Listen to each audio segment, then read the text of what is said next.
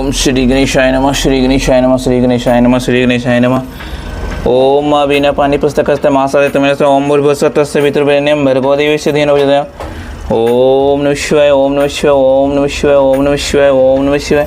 ओम श्री विष्णु श्री विष्णु श्री विष्णु श्री विष्णु श्री राधे श्री राधे श्री राधे। ओम नमः भगवते वासुदेवाय नमः।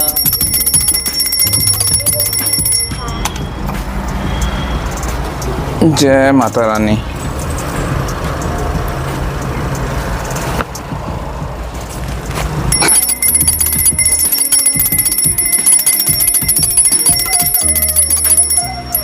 जय माता रानी।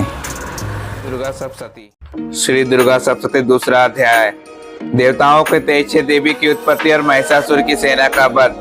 विनियोग। मध्यम चैत्र के विष्णु ऋषि महालक्ष्मी 19 की छंद समकारी शक्ति दुर्गा बीज वायु तत्व और आयुर्वेद स्वरूप हैं। श्री महालक्ष्मी जी की प्रसन्नता के लिए मध्यम चैत्र के पाठ में इसका विनियोग है। ध्यान में कमल के आसन पर विराजमान प्रसन्न मुख वाली महिषासुर का वध करने वाली भगवती महालक्ष्मी का भजन करता हूँ। आज अपने हाथों में अछलमा फरसा गदा बाण वज्र पद्म धनुष कंडुक तंत्र शक्ति खड़ग ढाल संघ घंट त्रिशूल आदि चक्र धारण करती हैं। ऋषि बोले, पूर्व काल में देवताओं और असुरों के पूरे 100 काल तक संग्राम हुआ था। उसमें असुरों के सेनापति महिषासुर और देवताओं के नानक यंत्र थे। उस युद्ध में देवताओं की सेना महाबली असुरों से पराजित हो गई। संपूर्ण देवताओं को जीतकर महिषासुर इंद्र बन बैठा। तब प्रहस्त देवता प्रजापति ब्रह्मा जी के आगे करके उस स्थान पे गए जहाँ भगवान पुण्य वृतांत उन दोनों देवेश्वर और विस्तार पूर्वक सुनाया। वे बोले, भगवान महिषासुर सूर्य इंद्र अग्नि यम वरुण वायु चंद्रमा तथा अन्य देवताओं को भी अधिकार छीनकर स्वयं ही सबका रिश्ता बन बैठा है। उस दौरान महिष ने समस्त देवताओं को स्वर्ग से निकाल लोगों से कहा सुनाई, अब हम आपकी शरण में आए हैं। इसका वध का कोई उपाय सोचा है। देवताओं का वचन सुनकर भगवान विष्णु और शिव ने असुरों पर बड़ा क्रोध किया। उनकी भौहें तन गई और मुंह लाल हो गया। तब अत्यंत क्रोध में भरे हुए चक्रपाणी श्री विष्णु के मुख से एक महान तेज प्रकट हुआ। इस प्रकार ब्रह्मा शंकर सह इंद्र आदि देवताओं के तेज से बड़ा भाई तेज निकला। वह सब मिलकर भी एक हो गया। महान तेज एक पुंज से चमकता हुआ पर्वत सा जान पड़ा। देवताओं ने देखा वहां उनकी ज्वालाएं संपूर्ण दिशाओं में फैल रही है। संपूर्ण देवताओं के शरीर से प्रकट हुए उस तेज को कहीं तुलना नहीं थी। एकत्र होने से वहां एक नारी के रूप में परिणित हो गई और अपने प्रकाश में तीनों लोकों में जान पड़ा। भगवान शंकर जी का जो तेज था उस देश से देवता का मुख प्रकट हुआ। यमराज के तेज से उसके शरीर के बाल निकल आए। श्री विष्णु भगवान के तेज से उसकी भुजाएं पैदा हुई।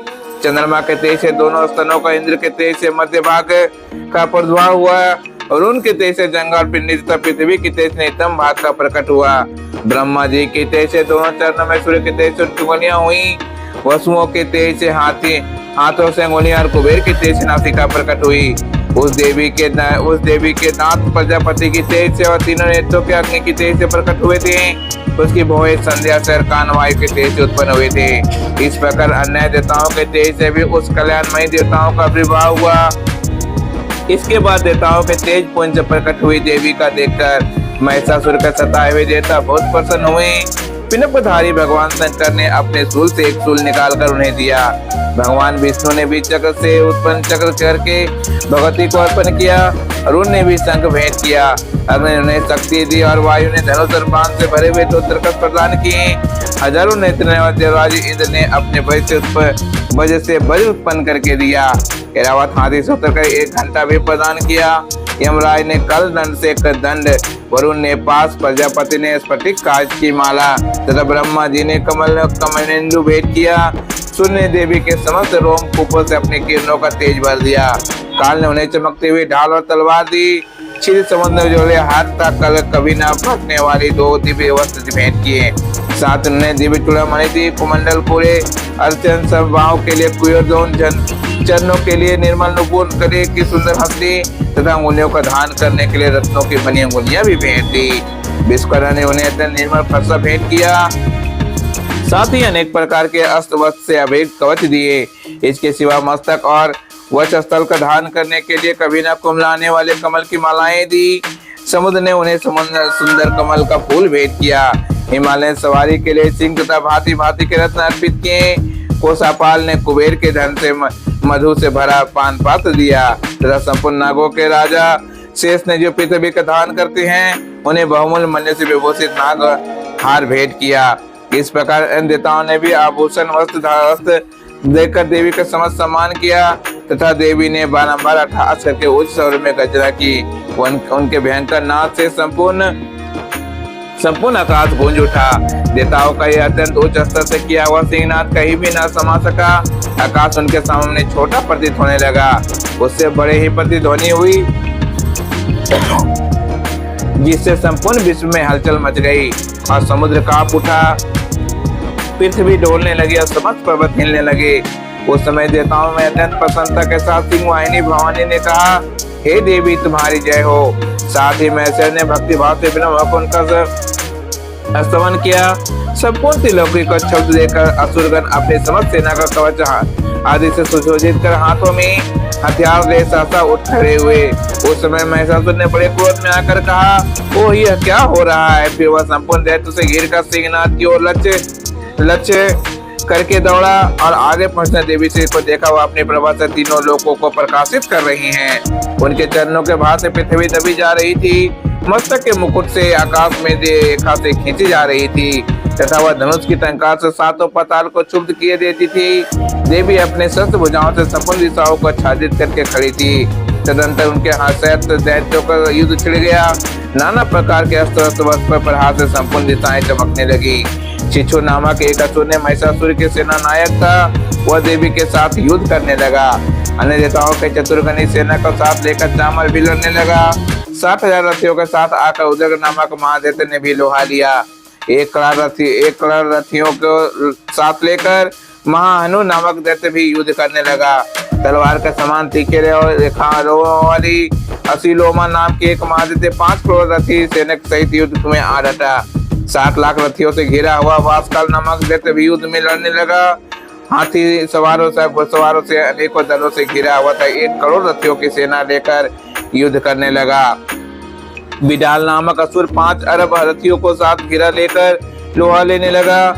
इसके अतिरिक्त और भी हजारों महादैत्य रथ हाथी घोड़ों और सेना के साथ लेकर वहां देवी के साथ युद्ध करने लगे। स्वयं महिषासुर उस रणभूमि में कोटि शस्त्ररथ महारथी तथा घोड़ों की सेना में घिरा हुआ खड़ा था। वे देवी देवताओं के साथ तोमर, मुसल, खड़ग, पिंडपाल, तख्ती, पशु, मतिस आदि शस्त्र अस्त्रों का प्रहार करते हुए युद्ध कर रहे थे। कुछ दैत्य ने उन शक्ति से प्रहार किया तो कुछ ने पास फेंके तथा कुछ दूसरे दैत्यों ने खड़ग प्रहार करके देवी को मार डालने को उद्योग किया। देवी भी किसी क्रोध में भरकर तलवार से ही अपने शस्त्रों से वर्षा करके दैत्यों के समस्त अस्त्र को काट डाले।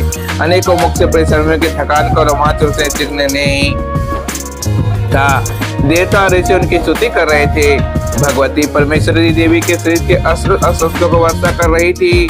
देवी का वाहन सिंह भी क्रोध में भरकर ग्रीवा के बालों को हिलाता हुआ असुरों की सेना में इस प्रकार विचरण करने लगा, मनो बनों को दावानल में फैला रहा हो।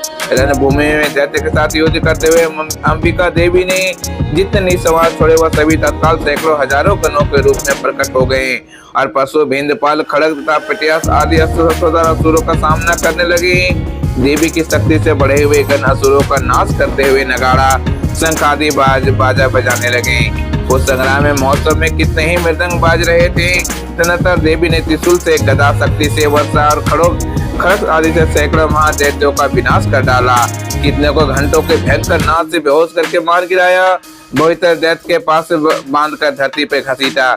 कितने ही दैत्यों को तीक्ष्ण तलवार की धार से 2 टुकड़े हो गए।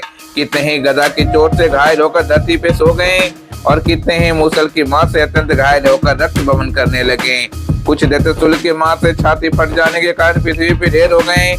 उस युद्ध भूमि में बाण समूह की वर्षा ही कितनों ही असुरों के कमर टूट गई। बाज की तरह झपट्टा मारने के लिए दैत्यगण अपने प्राणों के हाथ धोने लगे। किन्हीं के बाहें छिन गई, कितने ही गर्दन कट गई, कितने ही दैत्यों के मस्तक कटकर गिरने लगे। कुछ लोगों का शरीर के मध्य भाग में विदीर्ण हो गए। कितने ही महादैत्यों के जांघें कट जाने से पृथ्वी पे गिर पड़े। कितने को ही देवी ने 1 बाहें, 1 पैर और 1 नेत्र वाले करके 2 टुकड़े में चीर डाला। कितने ही दैत्य मस्तक कट जाने पर भी गिरकर फिर उठ जाते और केवल धड़ के अच्छे हथियार लेकर देवी के साथ लड़ाई करने लगते। दूसरे धड़ युद्ध के बाजों के लय में नाचते थे। कितने ही बिना सिर के धड़ों के हाथों में तलवार लेकर शक्ति और दृष्टि के दौड़ते हुए तथा दूसरे महादेव ठहरो ठहरो यह कहते हुए देवी को युद्ध के लिए ललकारते थे। जहाँ घोर संग्राम हुआ था वहाँ की धरती पर देवी की गिराए हुए रथ, हाथी, घोड़े, असुरों के शरीर से इतने अधिक मात्रा में रक्त बहा कि थोड़ी ही देर में वहाँ खून की नदियां बहने लगी। जगदम्बा ने असुरों की विशाल सेना का क्षण भर में नष्ट कर दिया। ठीक उसी तरह से तीन और काट पर भाई ढेरों के आग में कुछ ही क्षणों में भस्म कर देती है। और वह सिंह भी जो गर्दन बालों को हिला हिला कर जोर से गर्जना करते था, महादैत्यों के सिर में उनके मानो प्राण छिछोर लेता था। वह देवी के गणों में उन महादैत्यों के साथ ऐसा युद्ध किया जिसे देवतागण उन पर आकाश में पुष्प वर्षित करने लगे और उन सब में संतुष्ट हुए। इति देवी उत्पत्ति महिषासुर की सेना का वध नामक दूसरा अध्याय समाप्त।